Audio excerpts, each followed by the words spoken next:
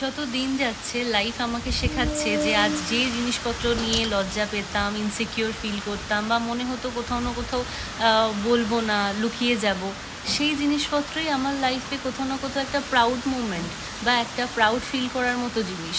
এই যে ধরুন, আমি একটা মফস্বলের মেয়ে। আগে খুব মনে হতো যে না, মফস্বলে থাকি, শহরের বন্ধুদের সামনে এই কথাটা বলবো না, আমাকে ছোট মনে করবে, বা অনেক কিছু এরকম ফিল হতো।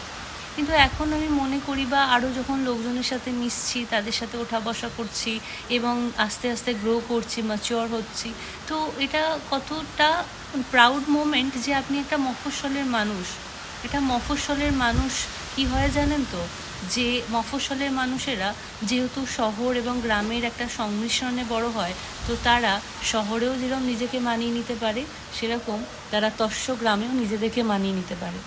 একটা শহরের বেড়ে ওঠা মানুষ কিন্তু কোনো দিনই গ্রামে গিয়ে বসবাস করতে পারবে না, গ্রামের কালচারকে তারা মেনে নিতে পারবে না। সেরকমই একটা গ্রামে বেড়ে ওঠা মানুষ কিন্তু শহরের আদব কায়দা, তার বড় রমরমা ব্যাপার, চাকচিক্যকে সহজে গ্রহণ করে থাকতে পারবে না।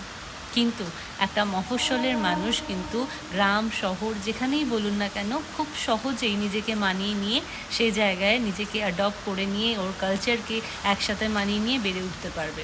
তার কাছে কিন্তু শহরে থাকা, গ্রামে থাকা কোনো প্রবলেমই না। শহরে যেরকম তারা গ্ল্যামারটাকে সহ্য করতে পারে, সেরকম তারা গ্রামের টানাপোড়েন, ক্রাইসিসের মাধ্যমে নিজেকে অ্যাডজাস্ট করতে পারে। মফস্বলে থাকলে কি হয়, যেরকম একটা মানুষের মধ্যে অ্যাডজাস্টিং নেচার তৈরি হয়, সেরকমই একটা মানুষ কিন্তু কোনো চাকচিক্য দেখে ভয় বা চাকচিক্য দেখে নিজেকে ছোট ফিল করা, সেটাও নয়। কারণ এই যে ধরুন, এই মফস্বল, এখানে আমরা যেরকম বড় বড় বিল্ডিং দেখতে পাই, যেখানে মাল্টিপল স্টোর্স দেখতে পাই, মল রয়েছে, সব রকম সুবিধা পাচ্ছি, সেরকমই গ্রামে সুন্দর মিষ্টি হাওয়া, সেখানকার সুন্দরভাবে বেড়ে ওঠা মাটির গন্ধ, একটা চায়ের মাটির ভাঁড়ে চা, মানে এই যে মাটির ভাঁড়ে চা, সেখানকার যে সোদা একটা গন্ধ, সেটা মুখের মধ্যে গেলে যে একটা অদ্ভুত কানেকশন ফিল হয়, এগুলো কিন্তু শহরের মানুষের বোঝা হয়তো বা একটু কঠিন। বা গ্রামের মানুষের কাছে যে শহরে গিয়ে অতটা সুন্দর ফাস্ট ফরওয়ার্ড লাইফ, সেখানে সব কিছুই হাতের কাছে, একটা ডোরবেল, একটা ফোনের ক্লিকের মধ্যেই সমস্ত কিছু যা বলবে বাড়ির সামনে চলে আসছে, লোক মাসাজ করে দিয়ে চলে যাচ্ছে, লোকে এসে আপনার বাথরুম পরিষ্কার করে দিচ্ছে, কিছুই আপনাকে করতে হচ্ছে না। এই যে জিনিসপত্রগুলো, এগুলো কিন্তু বোঝা সম্ভব নয়। কিন্তু যখন ছোট ছিলাম বা যখন বড় হচ্ছি, তখন কিন্তু এইসব জিনিসপত্রগুলোই লজ্জার বিষয় হয়। হয়তো বা এখন যে জিনিসপত্রগুলো মনে হচ্ছে খারাপ, বাজে, হয়তো পরবর্তীকালে আরও 10 বছর পর সেইগুলোই খুব ভালো লাগতে শুরু করবে।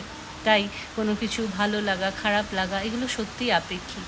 কেউ একজন আমাকে বলেছিল যে কোনো কিছু ভালো লাগা বা খারাপ ভালো, এগুলো সবটাই আপেক্ষিক এবং সবটাই হচ্ছে পার্সপেক্টিভের ওপর ডিপেন্ড করে। সেই জন্য জিনিসপত্রকে সত্যিই জাজ করা উচিত নয়। যা আছে, যেমনভাবে আছে, যেভাবে আছে, সেটাই ভালো আছে, এবং আমরা যেটাই পেয়েছি সেটাই গিফট, সেটাকে গিফট হিসেবে নেওয়া উচিত, সেটাকে জাজ করা উচিত না যে আমি যেখানে আছি, যেভাবে থাকছি, যেভাবে বড় হচ্ছি, সেটা হয়তো বাজে। অলওয়েজ একটা বেড়ে ওঠার আশা, বড় হওয়ার আশা থাকা উচিত, কিন্তু নিজের রুটসকে কখনো ভুলে যাওয়া উচিত না।